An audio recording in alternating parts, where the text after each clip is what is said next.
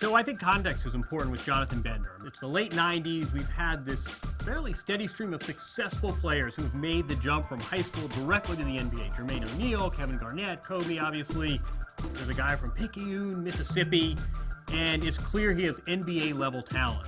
Here is this tremendous player who's going to be the next Kevin Garnett. Here's another one of these guys that can go right from high school to the NBA. I was picked 5th in the 1999 NBA draft to the Indiana Pacers. Coming from a very small town, never had anybody in my family that did anything outside of the norm.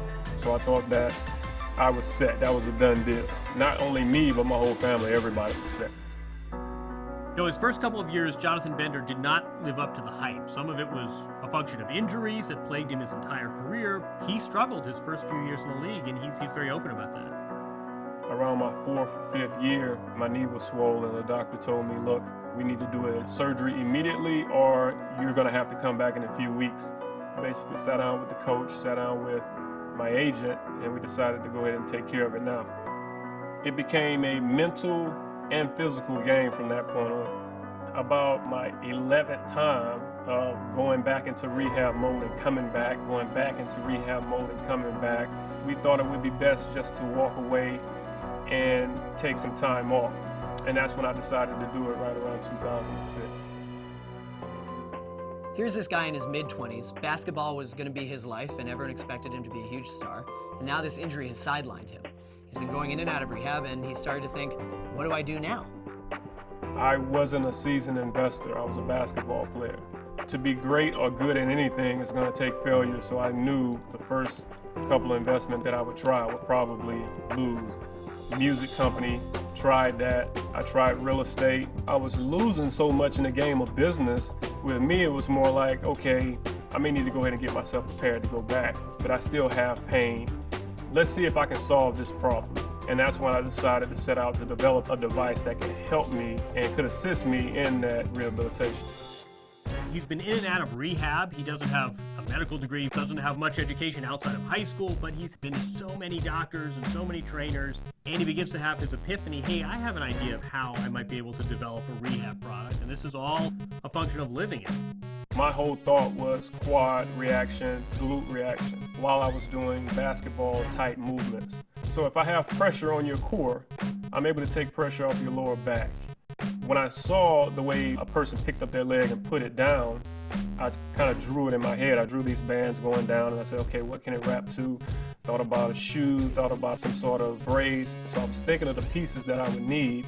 So he goes home and he starts building and comes up with what would end up his first prototype of the JB Intensive Trainer.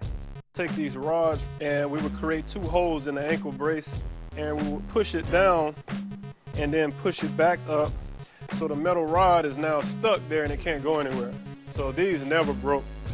So it's like I take all the pressure off your lower extremity, but I'm redirecting all that pressure to the muscles that matter.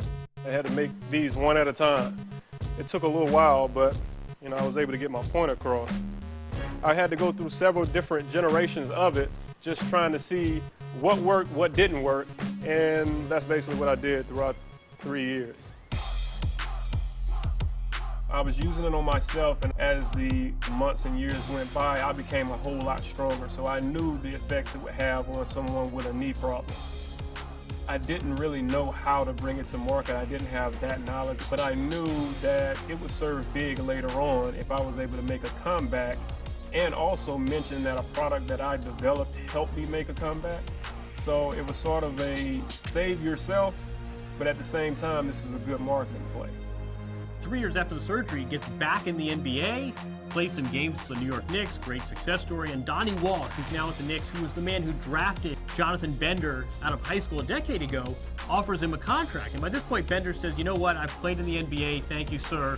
But really what's interested him more at this stage is getting back to his business, which is beginning to flourish. My goal in year 1 was to do $500,000. In the first week, we did about $50,000 in sales. But obviously we've blown through that. It's doing real well and definitely exceeded the goal so far.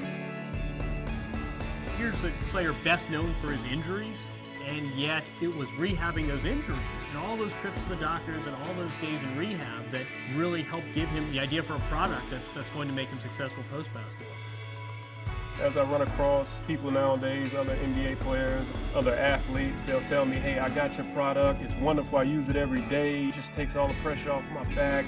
And it's wonderful to know that I'm able to help one of my NBA colleagues out, and as well to help as many people as we can, from our affiliates to people in any type of pain.